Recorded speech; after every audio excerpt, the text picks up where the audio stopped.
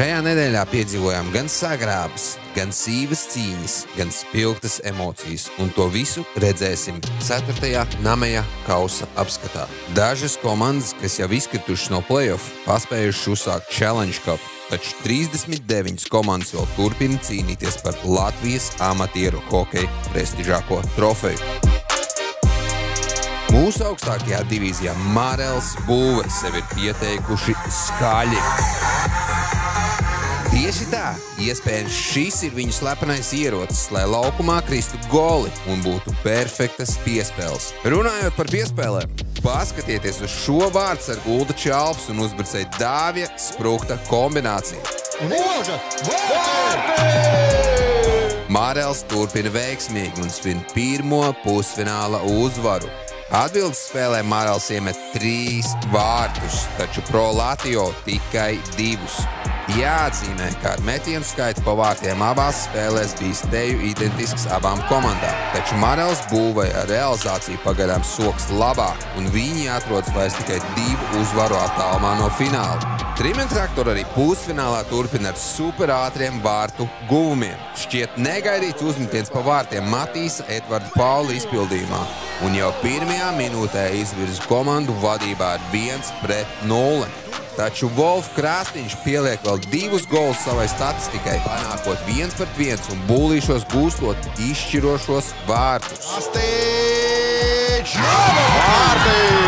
Trešā tikšanās arī aiziet Wolf labā. Roberts Binde 2. periodā gūst 2 skaistus vārtus, taču vārtos nepārspēts paliek Normunds Boskovičs. Wolf patiešām spēlē nepārspējumu un skaistu hokeju gan regulārajā sezonā, gan play-off. Taču, ja kāds spēj izlīst no 0-3 sērijas iedzinējiem, tad mēs zinām, ka Trimentraktori to var izdarīt. Rots un Aizvuls komandas tikšanās pagaidām ir diezgan paredzams. Tā komanda, kur gūst vārtus, tie uzvar. Visas 3 tikšanās beigušās sausā. Šonedēļ katrai komandai pa vienai uzvarai. Vispirms Aizvuls savās mājās ar 2-0 uzvaru, panākot arī sērijā 2-0. Taču Rotas Meliora celtnieks komanda ar skaļu mājas fanu atbalstu svin pirmo pusfināla uzvaru. Arī otra tikšanās notiek Tukuma ledus hallē, un arī tur mājinieki Krauzers Tāls komanda ar 4-1 pārspēja Marels Būve 2. Ar 2 vārtu guvumiem izcēlās Elvis Peldze, kamēr Jānis Svītiņš savā pirmajā play-off spēlē savācis jau 50% no savas regulārās sezonas statistikas. Esam jau stāstījuši par dažiem spēlētājiem, kurus play-off atverās. Varbūt Jānis arī būs viens no tiem? E3 divīzija, Ogres, Ledus brāļi un Taurus nevelk garumā. Otrā tikšanās notiek par labu Taurus komandai, kas spēja atspēlēties no 0-2 uz 2-2, un būlīšos jau atkal uzvaru atnes Aldis Pizārds. Gluži kā pirmajā spēlē. Džeki, ja viņš šādā veidā atnesīs 4 uzvaras Taurus komandai, tas būs jāieraksta rekordu grāmatās. Savukārt atbildes spēlē Ogres, Ledus brāļi ir atpūduši iespējams labāko uzvaras stratēģiju hokejā. Neielaist nevienus vārdus. Tieši to arī izdara Ogres, Ledus brāļu vārdu sargs Regnārs Remī Merkels. Un Kārlis Plakans gūst 1 vārdus mazākumā. Ar to pietiek sērijā 1-2 par labu Taurus. Otrā sārā bez variantiem Rūpuči ir gatavi play-offam un izskatās, ka ir sākuši domāt par spēlētāju individuālo statistiku. Pirmajā spēlē 5 vārti un 8 spēlētāji tikuši pie pirmajiem play-off punktiem. Paklausieties kādu komentāru no Rūpuču soliņa. E4 divīzijā esam noskaidrojuši otro pusfinālistu. Tukuma brāļi parāda, ka pirmā mego E4 komandas uzvara bija tikai sagadīšanās un pieliek punktu sērijai ar rezultātu 3-1. Pēdējā spēlē komandas pirmais uzdevums bija gūt vārdus. To rezultāts līderis Sandis Dāžnieks izdara 2 reizes. Taču spēles izskaņā noturēt vārdsargu uz 0, ko arī veiksmīgi izdara. Tukuma brāļu pretinieks būs vai nu Santeko vai Garkalnes Patrioti 2. Santego bija 0-2 iedzinējos, tad panāca 1-2 sērijā, un šonedēļ ar skaistu sauso uzvaru mana komentēšanas kolēģi Kristiāna Markevics izpildījumā jau ir panākuši Game 5.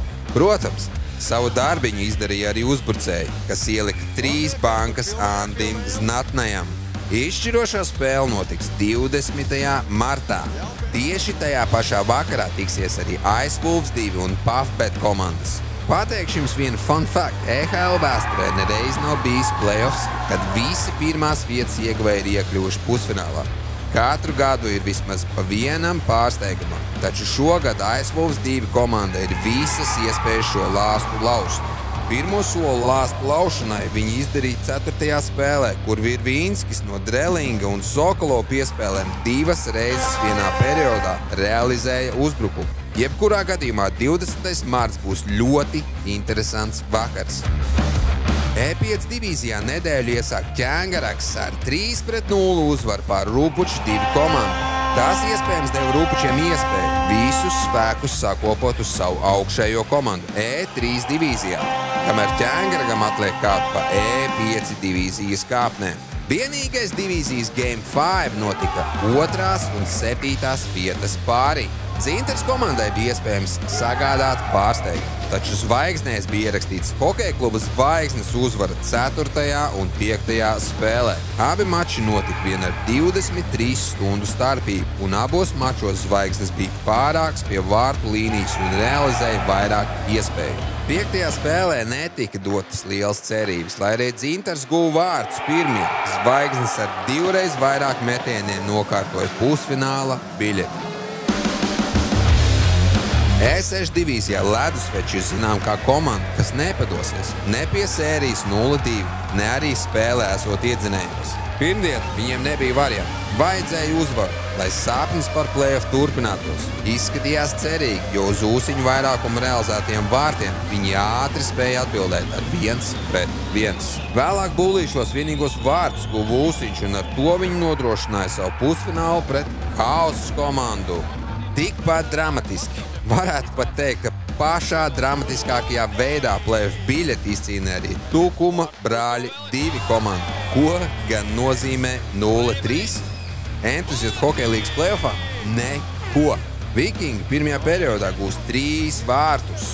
Šķietam jau nodrošina Game 5, taču Tukumnieki pierāda to, kāpēc viņi jau janvāra vidū bija absolūtie regulārās sezonas čempioni.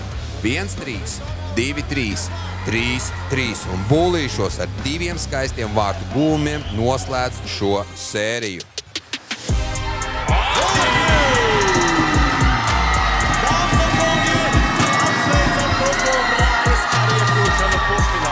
E7 divīzija vienīgā tikšanās bija starp Ice Wolves 3 un Šamans komandām, kur neizpalika arī bez pastiprinātas disciplinārās komitejas iesaistīšanās. 5. spēle un Ice Wolves komandai rezultatīvs ir pilnīgi visas maiņas, uzvarot pārliecinoši ar 5-1. Viens no rezultativitātes līderiem Vadims Jurkovs 5 play-off spēlēs jau ir savācis vairāk punktu nekā 2 reiz garākā regulārajā sezonā. Citi krāja gols, citi piespēles. Vadimam tādas jau ir 5. Ice Wolves pretinieks būs Varana komanda. E8 divīzija ir uzsākusi pusfinālu. Ķēkava un Vikingi no sākuma izcīnījās sociālos un pēc tam laukumā. Neizpalika ne bez kašķiem, ne drāmām. Vikingi iemet, Ķēkava izlīdzina, Vikingi iemet, Ķēkava izlīdzina, Ķēkava iemet, Vikingi izlīdzina, un tad Bullīšos neviens neiemet 13 reizes.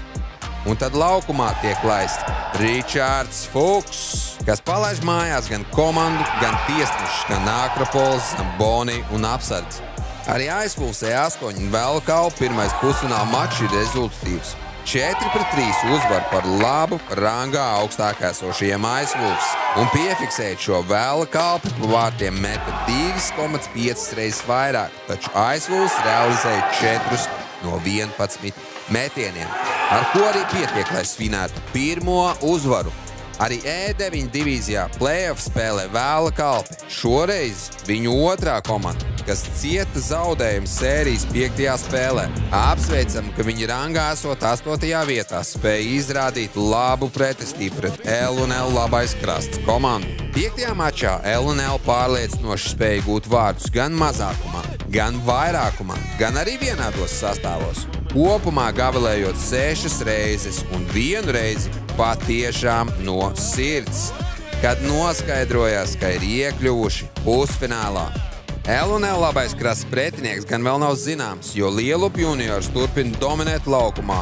Jau 2 spēlēs nav ielaiduši nevienus vārdus un šobrīd ir panākuši 2-2 sērijā pret Regrants komandu. 4. tikšanās reizē Lielup juniors guva 3 vārdus un vārdsargs Ojārs Kuzņecovs palika nepārspēts. Pēdējais pusfinālis no šī pārtiks noskaidrots 19. martā uz Regrants mājas ledus.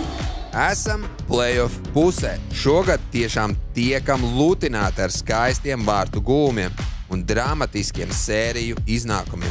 Tiekamies jau pēc nedēļas.